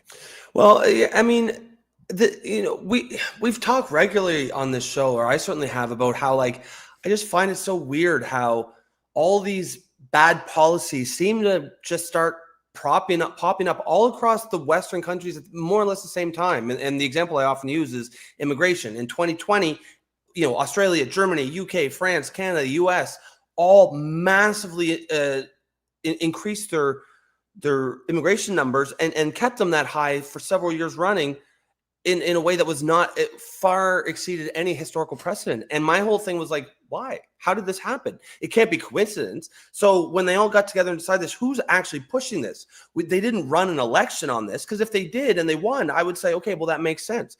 Like, for example, Obamacare, that was not a popular policy, but he ran on some form of Obamacare. And then when he won, Obama put it in law. That's how it's supposed to work. But this, nobody ran a campaign on it. And this here is another example, because I'm seeing digital ID talk pop up all over the West at the same time. And I wonder, why is that? Why does this keep happening? Because it's all planned. There was a great meme. I should have kept it. It's like the goal. It's just like the goal, digital ID. Let's bring in mass immigration. Let's blame mass immigration. Solution, digital ID. But this was the plan all along. I mean, that is one of the solutions given, but I don't even understand how that's supposed to work. I know Starmer says this will help us control illegal immigration. How will it though? Like, I've not heard the mechanism, and I can't really understand how. Oh. The reason why illegal immigration is so bad is because they're giving insane benefits to fake asylum seekers. That has nothing to do with ID. If they're not citizens, they will not get that digital ID. He's saying you're going to need it to get all the benefit. Oh, I see. If we finish the video, you will need it to work. Okay, well that sounds no. Where he's going, it's Aurelian. What he's talking about is total descent in control, 100% control by your government. I am announcing this government will make a new free of charge digital ID mandatory for the right to work. That's the thing that made me by most the end of this parliament. No, listen to this. Free of charge digital ID Hold on. mandatory. No, stop it. 2 seconds. No, it's what he says right after free that matters. Free of charge digital ID mandatory for the right to work by the end of this parliament. Let me spell that out. You will not be able to work in the United Kingdom if you do not have digital ID. Where's the demand for this? It's as simple zero. as that. Yeah. Because decent, pragmatic, fair-minded people, they want us to tackle the issues that they see around them. And of course, the truth is, we won't solve our problems if we don't also take on the root causes, looking upstream. Corrupt governments? To tackle poverty, conflict, climate change. That's a lot of those issues big that aren't just intolerable for those of us who care about inequality and injustice wherever it's found in the world. Shut up, but which have clear consequences for our own citizens. Does not care about any of those things. Take Russia's aggression in Ukraine. We all have a responsibility for the future of our continent, to stand tall where oppression and violence rears its head. Single left-wing issue. But it is also about energy security, because Putin and other tyrants have used their control over energy supplies as a threat. They've pushed up energy bills, threatened to keep doing so unless they get their way. And that's why we're investing in our own energy, sovereign control over our own future, whether that's nuclear, wind, solar power. Now, this will create good jobs, but it will also take the boot of tyrants like Putin off our throat. So our mission to become a clean energy superpower is about future-proofing energy supply, bringing energy bills down, and... What the fuck does that have to do with social ID? I don't with digital IDs, sorry. Zero. It has nothing to do. Somehow you need a digital ID because of Putin. Yeah, he just inserts Putin in like random parts of the speech to ratchet up the fear level. You know that's how Carney's going to sell it.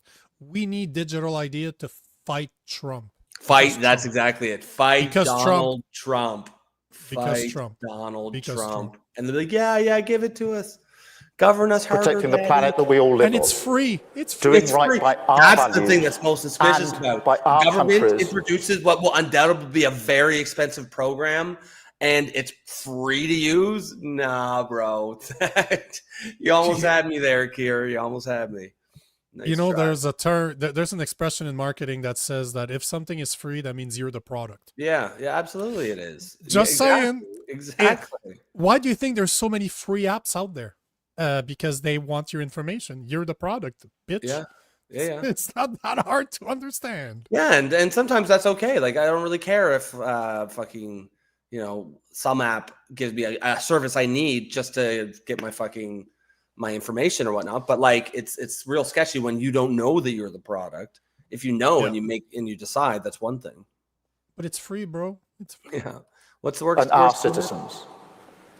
Because in this era, we must be the nation builders. We must be the patriots. Doesn't it sound in our exactly country. like we Mark must show Carney? working people that we and only we can deliver the pride and belonging they seek. Their communities strong, cohesive, change for the better, taking control of our future, tackling the big challenges, whether that's climate change or illegal migration, not shying away from them. That is how we win. That is how we rebuild. That's how renewal defeats grievance.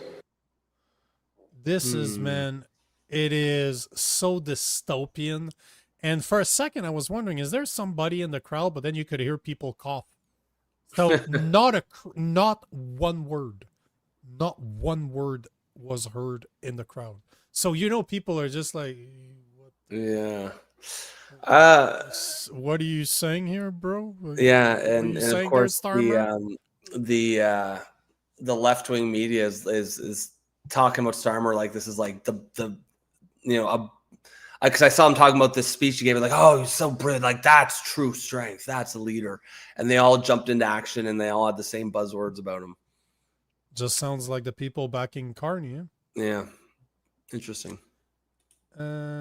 So let's see. I got a few interesting video about where this is going to go. Because you asked me what the main goal of the digital ID is. Well, I'll show you after what's happening in Vietnam and what's happening in Thailand right now. Okay. But the real goal of digital ID is to be able to implement a social credit score like in China. That's the goal. This is how you accomplish it. Because you want your digital ID, the goal is to have all your government information, but also all your banking information. All your mortgage, your finances, everything that you own, and you'll see afterwards. I'll show you what's happening in Thailand and in Vietnam. But here's a cool video I found on the Instagram that kind of runs through it to give you a better of an idea. And then I have one of a journalist here in Canada that did some pretty fucking. She looks like the wokest of the woke, but shouldn't have judged her. All UK citizens will have to have one. Well, the plan is that we're going to roll this out by the end of No, Parliament. my question is, what if I don't? What if I've got my job, so I don't need to show this to anyone? So what if I just don't do it? So if you don't have one, then you'll have a problem if you want to get a new job. No, I'm saying I'm not doing this. I'm not seeking a job. So why should I get the digital ID card? Why do I do it? Is there some fine for not doing it? Is there? I just want to show how old that guy is. Why would I get a digital ID card? That's the whole point. There's no card, you fucking idiot. It's digital, bro. That's the whole point. You're kind of showing your age Yeah. there. There an incentive to do it? I'm just thinking I've got no reason to do it. Yeah, look, this isn't a heavy-handed approach. We're not planning to go around finding people. But what we are going to do is make sure that everybody's got one. In the same way, Charlie, as you've got a national insurance number, if you're a citizen of this country, we'll make sure that everybody has a digital ID. So help me with this. I know we're plotting through this, but so everyone watching who's got a job has got a national insurance number. So when these digital ID cards exist, Stop saying cards. if I just go to my employer and show them my national insurance number, is that not sufficient? Are they being precluded from employing me? It won't be sufficient. I just want to be really clear about that. So they can't employ people unless they've... It's not a heavy-ended method that we will use. You just can't fucking work. Yeah. Well, it's like, not heavy-handed. it's like the vaccine, doesn't that sound like COVID? No, yeah. I mean, look, it's your choice. It's your choice. You can't eat, go out, buy groceries, go to the store, travel, or see your family ever again if you don't. But it's your choice. Well, it's kind of like the gun buyback too, isn't it? Completely voluntary, but you will go to jail if you don't do it. If you don't take it. But it's your choice. At the end of the day, they're right. It's my choice. It is true. It's my choice. But you're kind of making it for most people. You've seen one a of these a digital ID. cards. Yes, that's right. That is the plan. And the major benefit of that to the entirety of the UK is that we will therefore be able to disrupt the illegal market where people come to this country and work illegally and undercut British workers who could otherwise get those Well, national jobs. insurance number would have the same effect because if you're illegal, you can have one of those. Well, Yeah, exactly. You know, if you're illegal, you're not going to have... bad. You know it's bad when BBC is questioning the government. You know that's bad. It's like CBC starting to call out Mark Carney. You know something's fucked. Yeah. When this starts to happen. But here's another one before I tell you what's going on in Vietnam and Thailand, because that should scare the shit out of people. Here is, what's her name? Her name is, hold on, it was there somewhere. Whitney Webb. I'm going to try to get her on the show. Yeah, so she's a reporter. Here's what she has to say about why you shouldn't participate in the digital ID.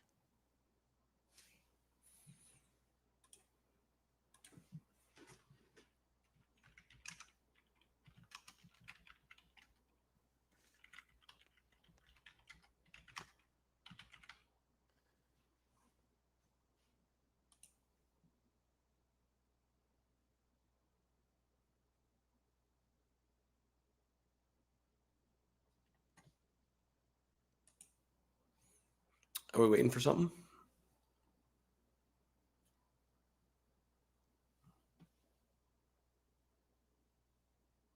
Hey? Can you hear me? Are we waiting for something? What? Are we waiting for something? Are we waiting for something? Oh, fucking idiot. I'm not sharing my screen. I've been listening to it in the background. I'm like, yeah, so it was...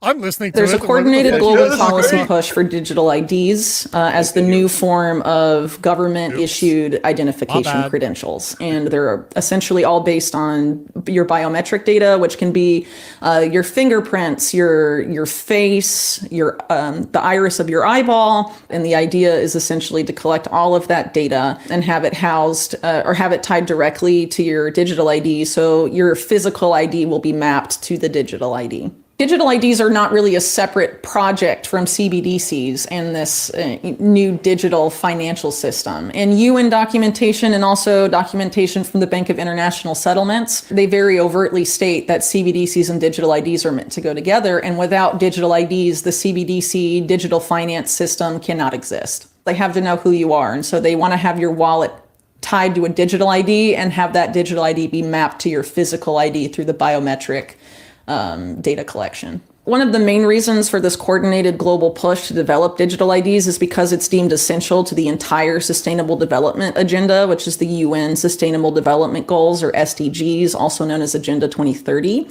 And the specific part dealing with digital IDs is within SDG 16, which is about building peaceful and inclusive societies.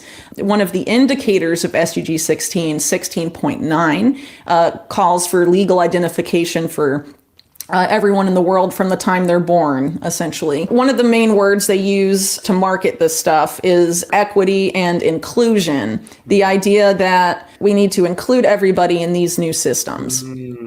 But if you don't participate in digital ID, you won't have a legally recognized identity. You won't have rights. You won't be able to access services without it. So it's being framed as promoting inclusion, but the system itself is inherently exclusionary and has been used to track and surveil people, to link people to, essentially all their activities, what they say online in some of the countries that have rolled this out, and has been used to facilitate human rights abuses. So it's not exactly as inclusive as they like to claim. It's inclusive in the sense that we want everyone equally included in our new system that we're creating, our new control system, fundamentally. What happened with the vaccine passport was to link your identity to your travel, to the freedom of movement. And if you didn't have one, you were excluded from entering certain places. So that, again, highlights the idea of how these digital IDs are inherently exclusionary, because if you don't have one, then you're excluded from, moving where other people that have those privileges. And if you don't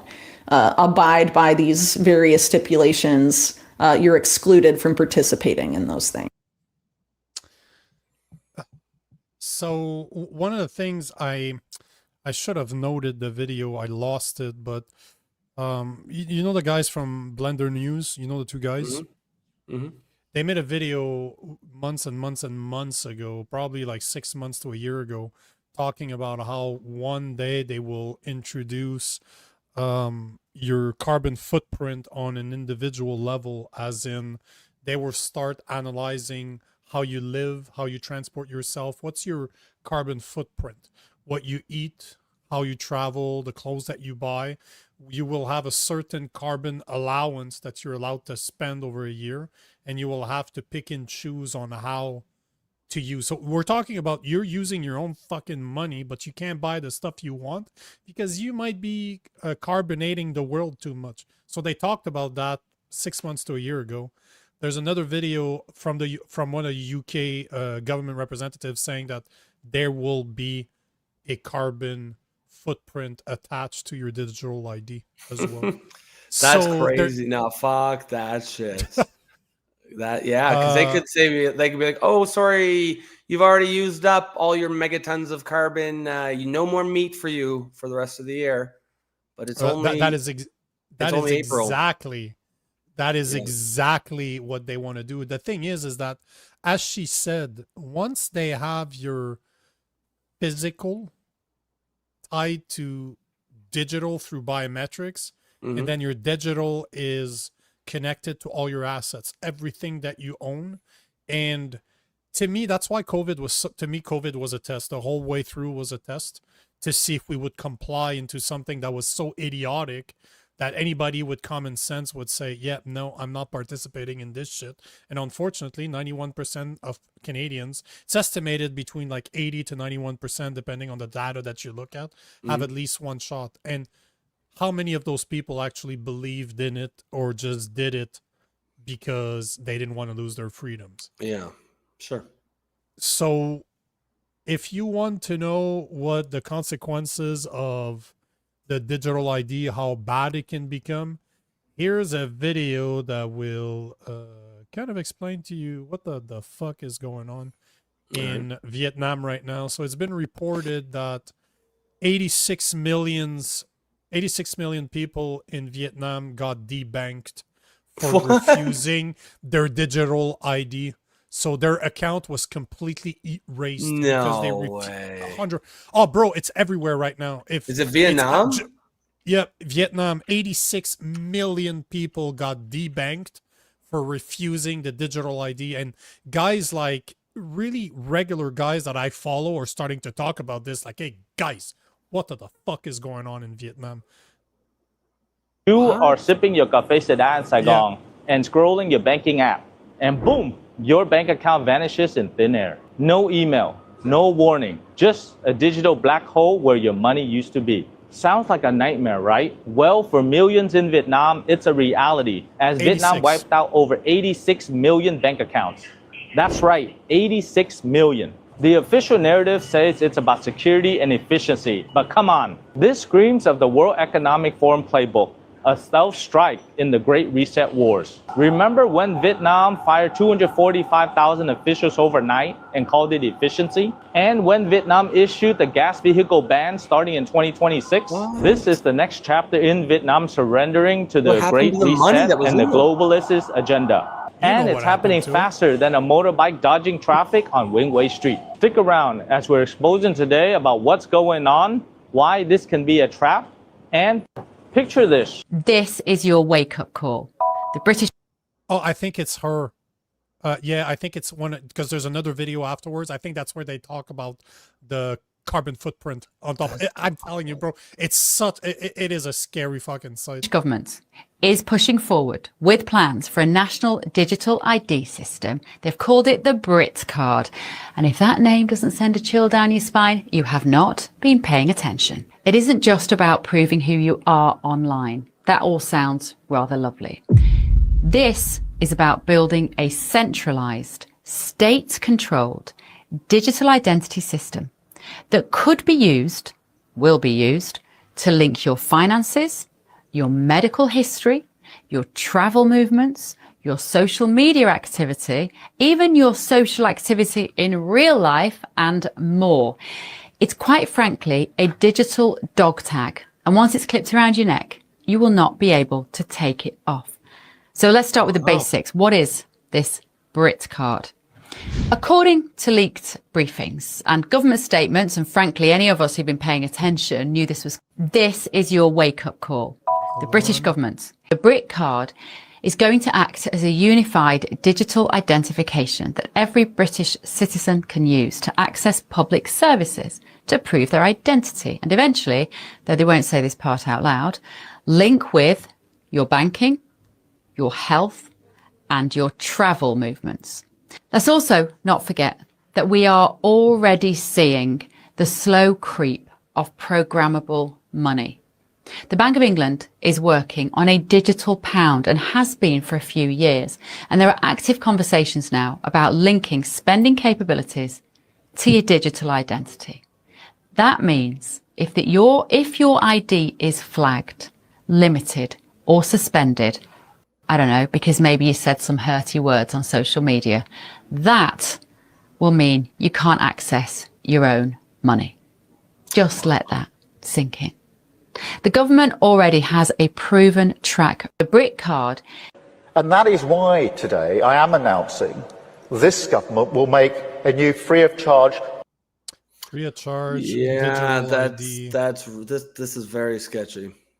And it is interesting how sketchy is scary as shit. It is interesting how this is now popping up everywhere, all over the West. I like Joe's comment here. Everyone here knows we're getting fucked. We're all just not sure who is fucking us. But damn it, we know what's happening. Yeah, that seems to be the general consensus. Dick. No, it's a big black veiny cock. It's gonna hurt. It's really hurting. It's really gonna hurt. Doesn't feel good. But there's a couple of comments out there that I want to take regarding this because hold on, I got a video before I go into this. I got a video, I think, from Mr. the Marxist Carney himself. Is it this one here? Yep, because he was asked that question, obviously, because this is popping up all over the UK, and he's such a UK fan that obviously people asked. So here's Mark Carney. Keir Starmer's introduced a digial ID card. He wants to make it mandatory as a way of controlling immigration. Is that something Canada might consider? Well, Paul, one thing I would put in. I'm surprised he didn't just go, what's an ID? What's a digital ID? I'm not until sure. next week when he's like, oh, by the way, we're having a digital ID come in next week. So just so you know. Did you notice? So Trump does always this, right? It's beautiful. It's magnificent. Have you noticed that what there is always like this? Oh, yeah, he does too. The other one's like this, and he's like, clean, Cole, clean, beautiful Cole. In terms of context, is the UK is relatively unique in not having other forms of identification. So there's been a long history here. They have no passport, not no to have driver's ID. ID, like no. In Canadians, we have various forms of ID. We have driver's license, you have social insurance They license. all have that in the you UK, have you forms of twat. identification. In terms of, so now, are there merits to having common digital identification for government services, for you say immigration, also for financial services, portability, other aspects? There may be. We don't have current plans for that. What did I show you earlier? They've been working on it since it's on their website since 2021, November 1st. It's on their fucking website. I showed it to you guys earlier. Bank of Canada? No, the the Canada.gc.ca. I showed you the post earlier. They have information as to digital ID that's been developed since 2021 November during COVID to show your vaccination status around the world. So it's not even hidden. They talk about it, but that twat there is like, oh, we have no use for that because you know that in the UK is not the same. They don't have the same type of ID that we have here in good old Canada. They don't have social security numbers or driving license or passport over there. Hey, really? But before you guys jump a joy and say we can move to the US, just so you guys know, Trump is talking about digital ID too. I don't know if you remember this, but that was one of the things that he mentioned during his campaign. And even after he got elected, he was saying that digital ID would be the best way to show who is legally in the US. And also, I don't know if you guys remember, but RFK, and I posted against this when he said it. RFK said a few months back that he wants every single American to wear wearables, like like the Apple Watch that monitor your heartbeat. Who said this? RFK?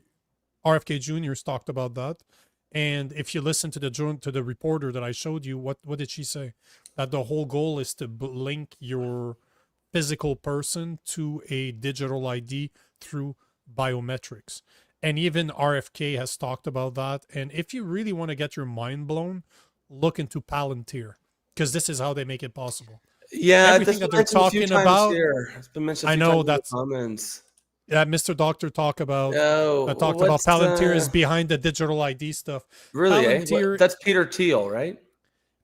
To put it very simply, it's a way. So one of the biggest problems that you have with in telecommunication, for example, when it comes to real-time applications or real-time data, one of the things that 5G enables is the fact that you can have fast communications between access points that don't have a wired service. Like your CCTV cameras, they're on a closed network and they have to be wired. They're not over the internet. They're really specific to that place, and you can only access those cameras from a closed network. With the advancement in 5Gs and having towers all over the place, it enables you to install wireless camera with a SIM card in it, just like you do your cell phone.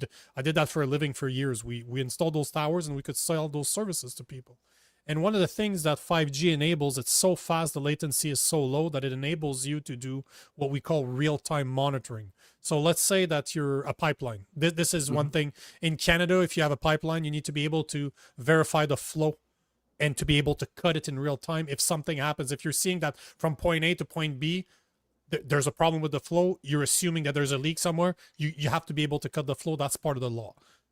The only possibility for you to be able to do that is having real-time information. So you have a bunch of sensors all over the place. They're all connected through LTE or wireless technology like I used to install, and you have real-time access to that information.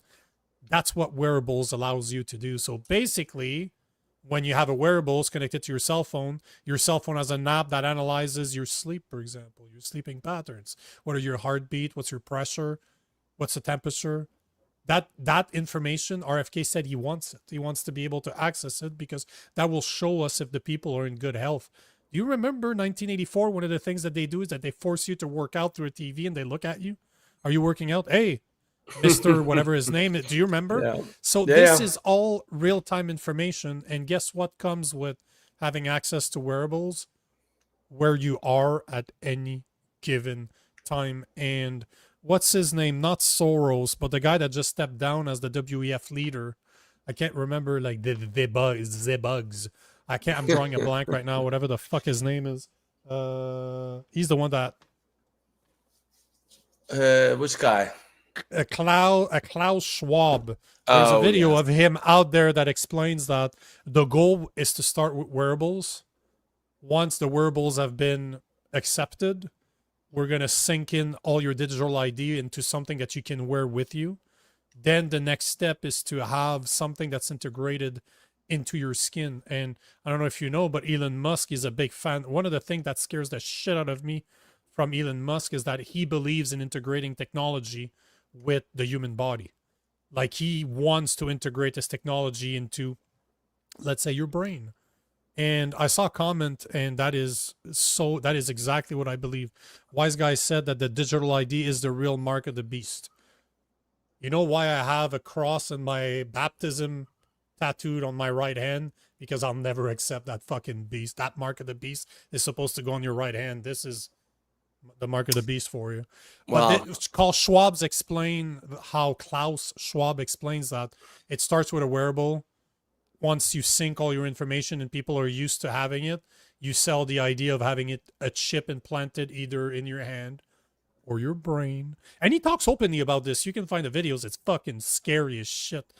But all to say that Palantir is the technology that allows you to make sense of all that real-time information. Because if you imagine that you have in the US 350 million Americans all wearing wearables that you need to be able to track, the amount of information that's going to be fed to you is so large that humans cannot make sense of it or organize it in a way that it makes sense. And the only way that you can organize that information, until recently, it was not possible because we didn't have the brain power to do so, nor did we have the technology. But the beautiful thing, or the scariest thing about AI, it allows you to go and sift through so much data, real-time data, and identify the data that you're looking for and organize it in a way that is presentable. You know, like your operation system on your phone, for example, it takes a bunch of ones and zeros, organizes it in a way that is visually appealing to you, that it makes sense.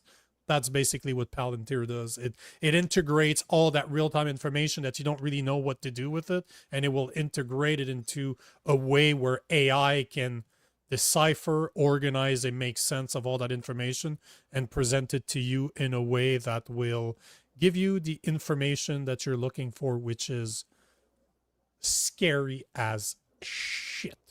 Do you remember the movie with Tom Cruise where I can't remember, where he works for the precog? Oh no, Tom Cruise, Minority Report. Minority Report. So they have people judging you before you make a crime, before you commit a crime.